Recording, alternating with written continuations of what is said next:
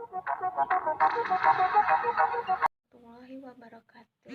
Di sini kami dari kelompok 10 akan mempresentasikan hasil makalah kami tentang hukum syara. Nah, di sini kami beranggotakan 3 orang. Yang pertama saya sendiri, yaitu Rika Andrani, yang kedua Anida Nabila Putri, dan yang ketiga Yeni Sri Padilla. Nah, saya akan menjelaskan tentang pengertian hukum syara. Secara etimologi, hukum syara adalah kata majemuk yang tersusun dari kata hukum yang berarti memutuskan, menetapkan, atau menyelesaikan, dan kata syara yang berarti jalan yang dilalui manusia menuju kepada Allah. Secara terminologi, hukum berarti seperangkat peraturan tentang tingkah laku manusia yang ditetapkan dan diakui oleh satu negara atau kelompok masyarakat yang berlaku mengikuti seluruh anggotanya.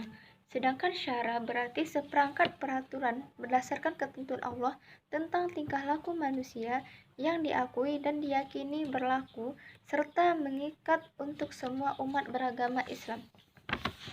Menurut ahli usul fikih dan menurut ahli fikih berbeda pendapat, yang mana menurut ahli usul fikih, hukum syara adalah kitab Allah yang menyangkut tindakan-tindakan mukallaf dalam bentuk tuntutan, perintahan, dan dalam bentuk ketentuan-ketentuan.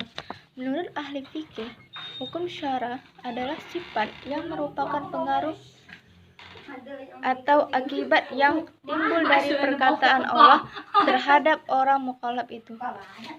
Dapat disimpulkan bahwa secara umum hukum syara adalah seruan atau firman dari Allah yang terkait dengan perbuatan mukallaf, baik berupa tuntutan, pemberian pilihan, atau penetapan sesuatu sebagai pengatur hukum. Demikianlah yang dapat saya jelaskan. Wassalamualaikum warahmatullahi wabarakatuh. Assalamualaikum warahmatullahi wabarakatuh.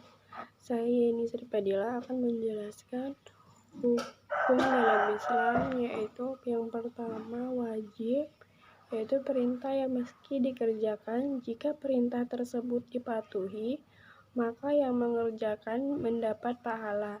Jika tidak dikerjakan, maka ia berdosa. Yang kedua, sunat, yaitu anjuran, jika dikerjakan mendapat pahala, dan jika ditinggalkan tidak mendapatkan dosa. Yang ketiga, yaitu haram, yaitu larangan keras, kalau dikerjakan berdosa, jika tidak dikerjakan mendapat pahala. Yang keempat, yaitu makruh, yaitu larangan yang tidak keras, kalau dilanggar tidak dihukum, dan jika ditinggalkan diberi pahala. Yang kelima, yaitu mubah, yaitu sesuatu yang boleh dikerjakan dan boleh pula ditinggalkan. Kalau dikerjakan tidak berpahala dan tidak pula berdosa, kalau ditinggalkan tidak berpahala dan tidak pula berdosa. Baiklah, di sini saya akan membahas tentang pengertian rukun hukum syara, yang mana rukun hukum syara terdapat 3. Yang pertama adalah al-hakim, yang kedua al-mahkum alaihi, dan yang ketiga adalah al-mahkum fih. Yang pertama yaitu al-hakim, yaitu yang membahas tentang siapa yang berhak membuat hukum, apakah Allah ataukah manusia. Yang kedua adalah al-mahkum alaihi, yaitu membahas tentang siapa yang menjadi objek hukum atau mukallaf, manusia yang terkena beban hukum. Yang ketiga adalah al-mahkum fih, yaitu membahas apa yang dihukumi oleh perbuatan manusia. Nah, al-hakim sendiri bertentangan dengan akidah Islam yang terdapat pada Quran surah Al-An'am ayat 57. Keputusan hukum itu hanya pada Allah. Dialah zat yang maha memutuskan kebenaran, sedangkan dialah sebaik-baik memberi keputusan. Para ulama menetapkan bahwa al-hakim hanya Allah Subhanahu wa taala, yang mana berdasarkan 2 dalil tersebut. Yang pertama yaitu dalil akli, yang mana pembuktian berdasarkan akal bahwa manusia tidak mungkin mampu menetapkan hukum atau mengatur manusia itu sendiri. Lalu dalil akli juga menjelaskan proses pemindahan penginderaan terhadap fakta ke dalam otak melalui panca indera yang kemudian ditafsirkan dengan pengetahuan sebelumnya. Berdasarkan definisi itu, maka akal manusia tidak mungkin menjangkau suatu perbuatan dipuji Allah atau dicela Allah. Bahwa sholat itu dipuji Allah tidak dapat dijangkau oleh akal manusia. Sedangkan zina itu dicela Allah jika tidak dapat dijangkau oleh akal manusia. Nah, pujian dan celaan Allah hanya dapat diketahui lewat wahyu, tak mungkin diketahui oleh akal secara langsung. Sedangkan dari dalil nakli, bahwa dalam nas Al-Quran atau As-Sunnah yang mewajibkan manusia berhukum dengan hukum Allah atau yang mengharamkan manusia berhukum dengan selain hukum Allah, yang mana terdapat pada Quran Surat An-Nisa ayat 59. Sabda Rasulullah SAW yang berbunyi, barang siapa melakukan perbuatan yang tidak ada perintah kami atasnya, maka perbuatan itu tertolak, dalam hadis riwayat Muslim. Sedangkan al-mahkum alaihi ialah orang yang perbuatannya terkait dengan khitabus syar'i atau siapa yang dibebani oleh hukum. Nah, kenapa disebut dengan mukallaf? Karena mukallaf sesungguhnya adalah seluruh manusia terkena beban hukum.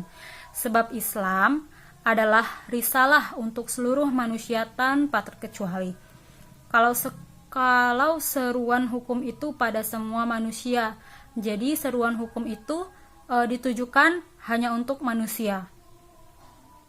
Nah, syarat mukallaf ada 2, yaitu yang pertama syarat umum mukallaf, maksudnya tidak ada bedanya untuk muslim maupun non-muslim. Yang kedua yaitu syarat khusus mukallaf, yaitu syarat yang khusus, yaitu keislaman seseorang. Lalu untuk perbuatan-perbuatan tertentu yang ditetapkan syara seperti sholat, puasa, zakat, haji, menjadi hakim, dan lain-lain. Nah, mahkum fih adalah apa-apa yang terkait dengan kitab syar'i. Maksudnya yaitu apa-apa yang terkait dengan kitab syar'i seperti perbuatan seorang manusia. Nah, di situ tidak hanya manusia juga, benda-benda yang digunakan manusia dalam memenuhi kebutuhannya juga terdapat dalam mahkum fih. Demikianlah pengertian dari rukun-rukun hukum syara yang dapat saya sampaikan. Lebih dan kurang saya mohon maaf. Demikianlah hasil makalah kami yang telah kami sajikan. Lebih dan kurangnya kami mohon maaf, dan kepada Allah kami mohon ampun. Wassalamualaikum warahmatullahi wabarakatuh.